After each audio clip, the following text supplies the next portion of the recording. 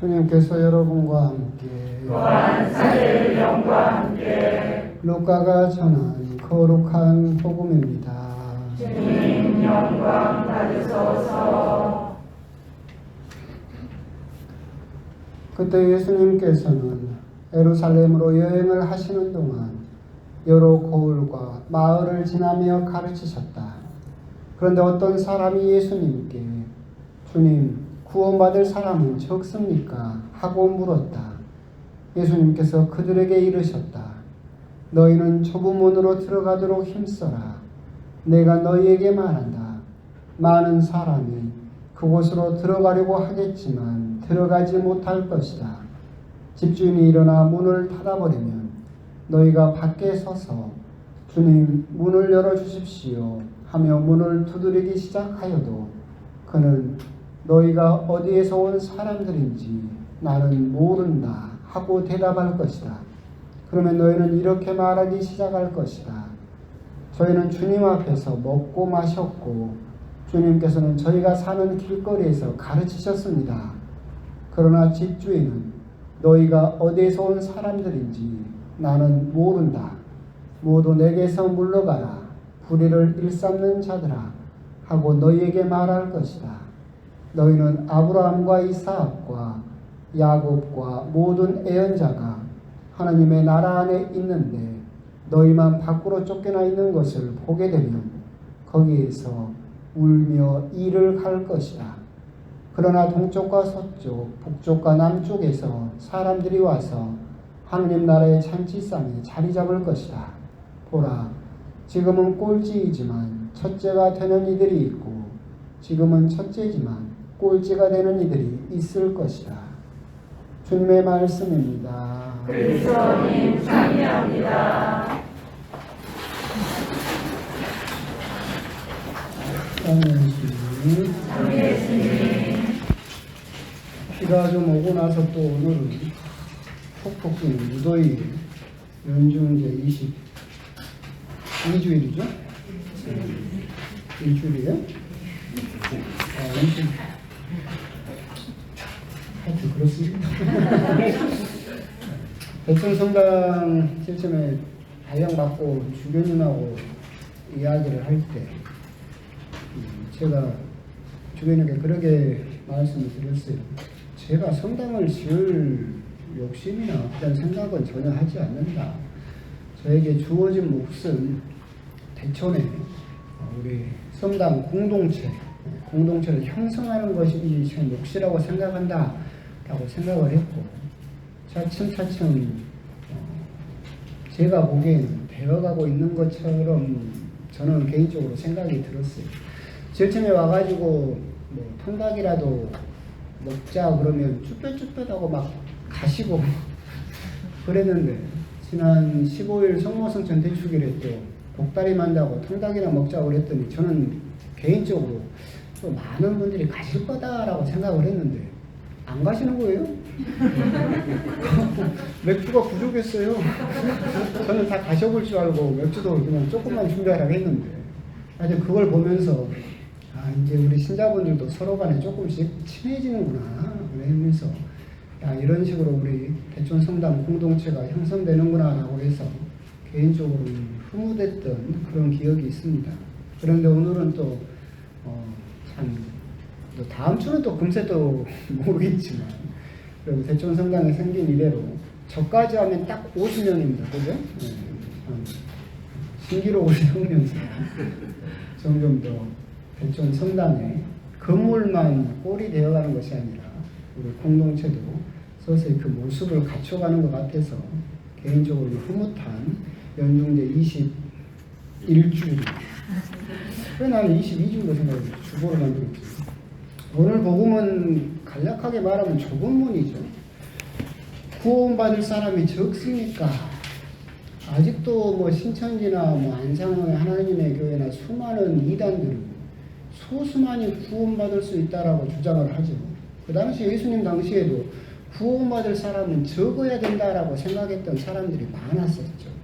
그래서 예수님께서 거기에 대답을 하시면서 예수님 우리 생각은 문이 높다라고 했으면 좋았겠는데 예수님께서는 좁은 문이라고 이야기를 하시죠.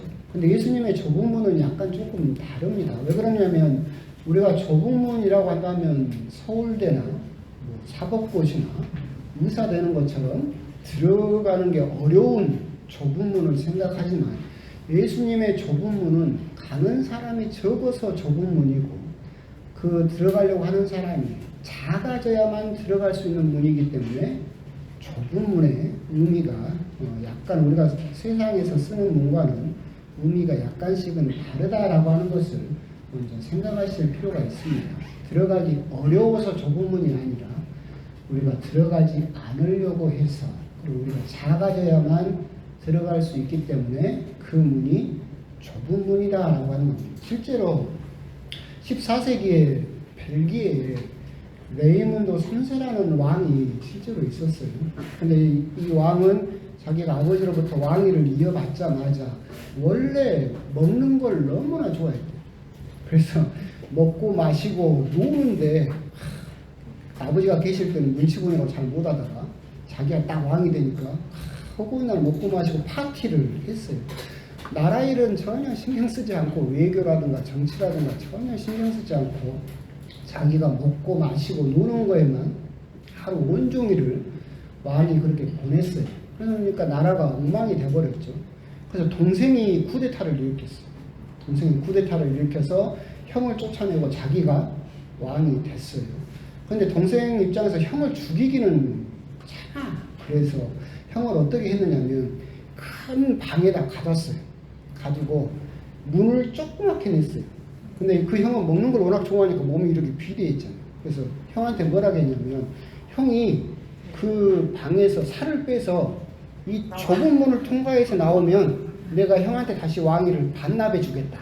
약속을 했어요. 그리고는 동생이 어떻게 했냐면 삼시세끼 진수 산의 진미를 넣어준 거야. 못 나오든지 나오든지 형 선택이죠.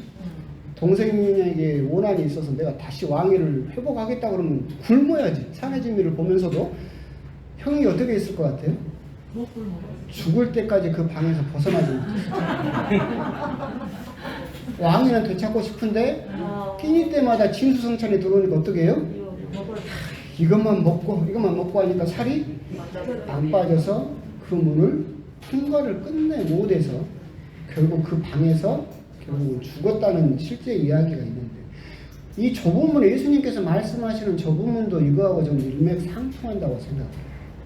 우리가 통과하기가 어려운 그 좁은 문이 아니라 그 왕처럼 내가 세상의 산의 진미나 진수성찬을 보고 내 살을 빼면 내가 작아지면 얼마든지 통과할 수 있는 문인데 우리들은 세상의 산의 진미 진수성찬을 보면 어떻게 해요?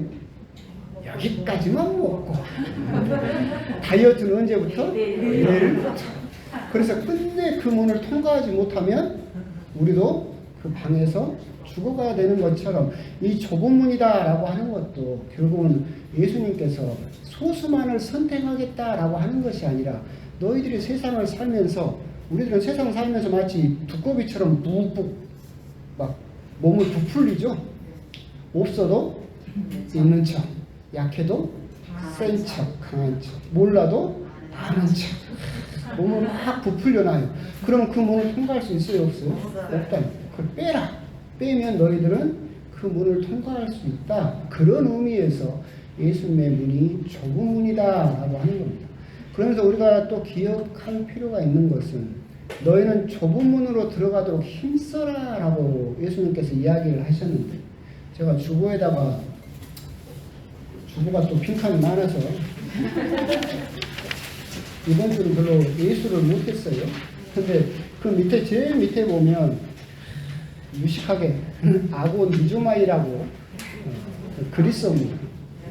이게 뭐냐면 너희는 좁은 문으로 들어가도록 힘써라. 힘써라의 성경 원문이 아고 니조마이라는 단어를 쓰셨는데 이게 무슨 뜻이냐라고 한다면 싸우랍니다. 싸우라.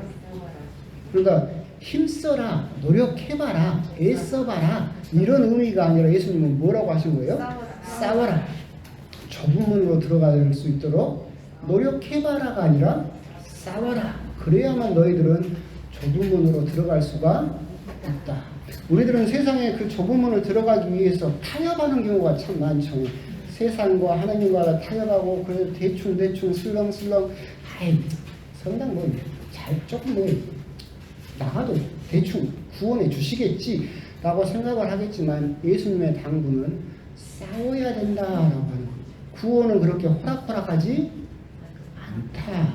여러분들은 과연 그 좁은 문을 통과하기 위해서 구원받기 위해서 타협하고 있는지 아니면 싸워내고 있는지 그런 부분에 대해서도 고민을 해볼 필요가 있겠죠.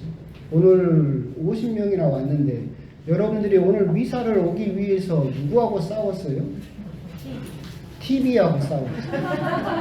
또 어디 놀러 가자는 친구하고 싸우고 그 모든 것과 싸워서 이겨서 여기에 온 것처럼 여러분들이 매일매일의 신앙을 살면서 또한 일상생활을 살면서도 여러분들 그렇게 싸워야만 그 좁은 문을 통과할 수 있다.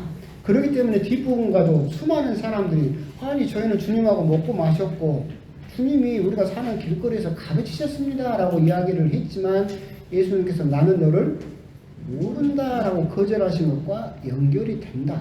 싸우지 않고 타협하면 예수님은 모른다라고 대답을 하신다라고 하는 겁니다. 여러분들이 성지순례를 가시면 로마에 가면 제가 이제 초반에는 언어를 잘 모르니까 배우려고 앞에 성당을 갔어요. 하고 신자로 뒤에 앉아 있었지. 하고 그 신부님도 내가 신부인지도 몰랐어요. 하고 나중에 나보고 독서하라고 하더라고. 아니, 매주 열심히 나오니까 그래서 나도 신부다. 난 언어 배우려고 앉았는데 그런데 이제 여러분들이 거기를 가보시면 어떻게 되냐면 주일미사를 하잖아요. 그럼 이렇게 주일미사를 해요. 그리고 여기가 칸막이가 있어가지고 관광객들이 돈 내고 들어와서 이렇게 구경하고 가요. 그러니까 여기서는 미사를 드리고 있는데 관광객들은 이렇게 와가지고 벽에 걸려있는 거 사진 찍고 한 바퀴 돌아서 쫙 구경하고 나가죠. 우리도 미사를 봤어요. 그럼 그 사람들도 미사를 봤지. 봤어. 중요한 건 뭐예요? 우리들은 주인공이었고 그 사람들은 구경꾼. 오늘 복음에 나는 너를 모른다. 아니 저는 주님 앞에서 먹고 마셨다니까요. 그 사람들도 미사를 봤어요. 성당에 들어왔어요. 그런데 그 사람들은 구경꾼이었어요. 그런데 구원받는 사람은 그 안에서 싸워서 참석한 사람들이 구원을 받는 거죠. 우리도 신앙생활 하다 보면 정말 그러잖아요. 성당 가봤어요. 미사 봐봤어요. 성경 읽어봤어요. 그것은 다 뭐예요? 구경. 그냥 구경해 봤어요.